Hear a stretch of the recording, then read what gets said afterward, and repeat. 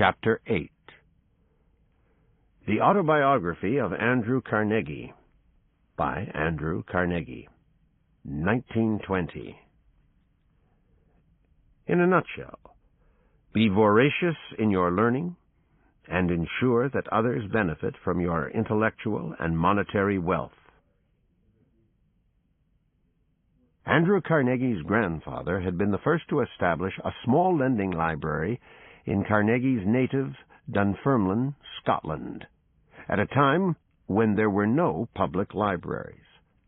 As humble linen weavers, his family was far from well off, but the love and respect for book knowledge made a permanent mark on young Andrew.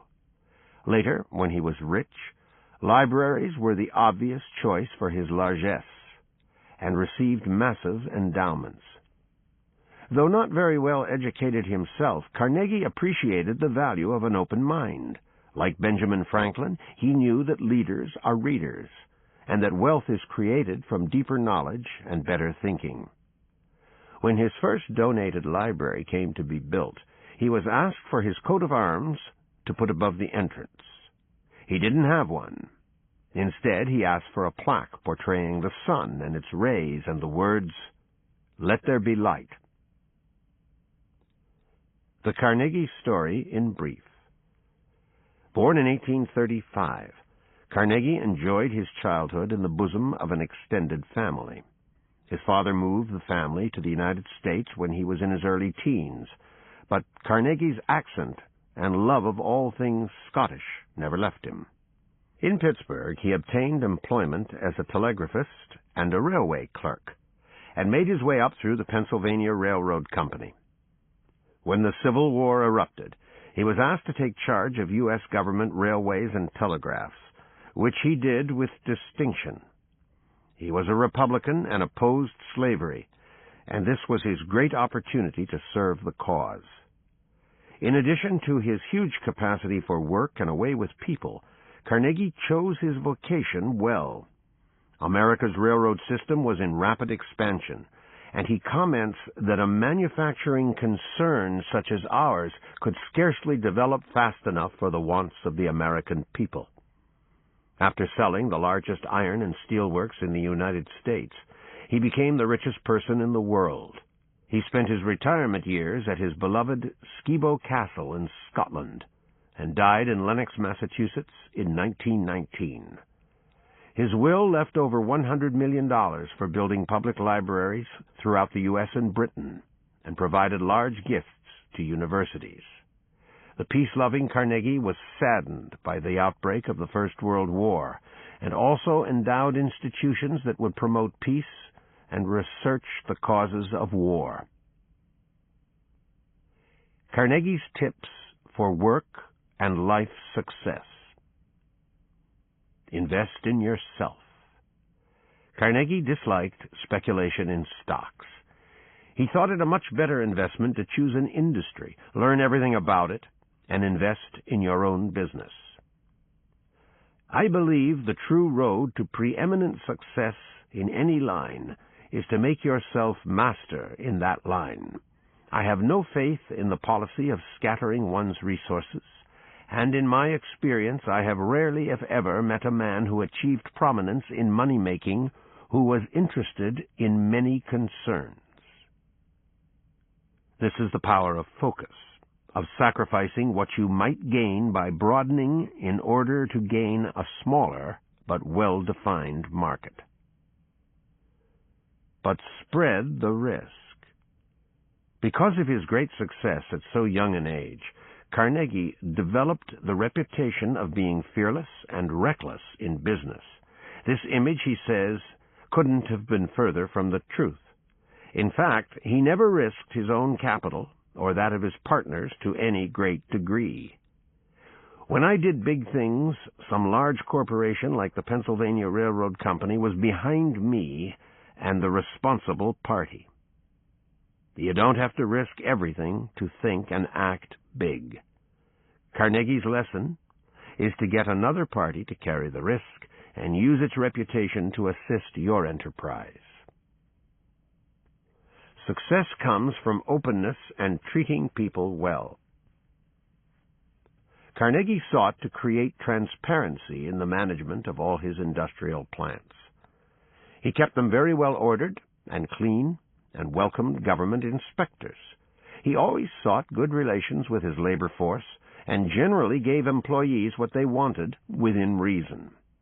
The famous Homestead plant strike, in which several men died, occurred while he was away in Scotland, and it's unlikely that it would have happened if he had been there. He made many of his staff rich. Plant manager Charles Schwab was the first person in America to be paid $1 million a year. In Napoleon Hill's Think and Grow Rich, Hill notes that this huge sum was not for Schwab's technical expertise, but for his superb ability to motivate. Like all great successes, Carnegie was a student of human nature and knew that effectively channeling a workforce's energies was the mark of a true leader. He noted, "I did not understand steam machinery, but I tried to understand that much more complicated mechanism, man." Be master of your mood. A sunny disposition is worth more than fortune. Young people should know that it can be cultivated, that the mind, like the body, can be moved from the shade into sunshine. Read those 3 lines again. Carnegie's simple statement encapsulates hundreds of self-help and success books. Public speaking is just speaking. Carnegie had 2 rules for speaking. 1, talk to people, not at them. 2, be yourself. Don't try to be an orator. Remember Carnegie's advice, and you won't have to take any expensive courses. It should be added that in order to be yourself, you have to have spent time working out who you are and what you stand for. Oration suggests stating the world as you would like it to be. Speaking comes from the heart, which is always true. Enlarge your circle. Carnegie's friends included Judge Mellon, Matthew Arnold, James Blaine, William Gladstone, President Harrison, Mark Twain, and Herbert Spencer. These relationships were not cultivated so that he could name-drop, but so that he could learn directly from their unique knowledge and experience. Always seek out interesting people. Seek knowledge and value, not money alone. One evening in 1868, aged 33, Carnegie wrote a memorandum to himself while living at the St. Nicholas Hotel, New York. He began the memo with 33 and an income of $50,000 per annum, and then stated that he could organize his business affairs so as to bring in the same sum annually while spending the surplus on benevolent purposes. Getting more philosophical, he wrote of his intention to retire at 35 and henceforth devote his life to reading and study. Of course, he did no such thing. But in these words, you have the seeds of his later philanthropy. Knowledge gained from reading and study represented real value. A good life was one that truly opened the mind. Money alone was worthless. Travel to broaden your mind. Carnegie loved travel, particularly when it had an element of adventure, and urged others to see more of the world. His book, An American Four-in-Hand in Britain, chronicled a journey on horse and cart the length of the country. In his travels, he tried to learn deeply about the cultures he encountered. For example, while in China, he read Confucius, and in India, the thoughts of Buddha and Zoroaster. Such respect for all religions was characteristic of Carnegie's open-mindedness, and also of his belief that seeing new places gives people a greater appreciation of the whole. Final comments. In its modest tone, the book reminds the reader of Benjamin Franklin's autobiography, and, like Franklin's, amazes in the story of what a person from very average beginnings can achieve in one lifetime. You almost tire of the detail on those who helped him and became his mentors. And although single-minded, a driven and at times ruthless man, Carnegie was always eager to repay favors and share his success. He speaks with great fondness of his childhood and was devastated when his mother and brother, both of whom had been instrumental in his success, died of typhoid fever. But his late and happy marriage gave him a fresh lease on life.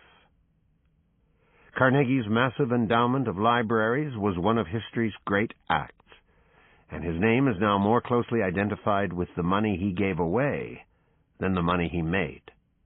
His story suggests that the amassing of wealth by a single individual, if that person has high motives, is one of the best ways to change the world for the better.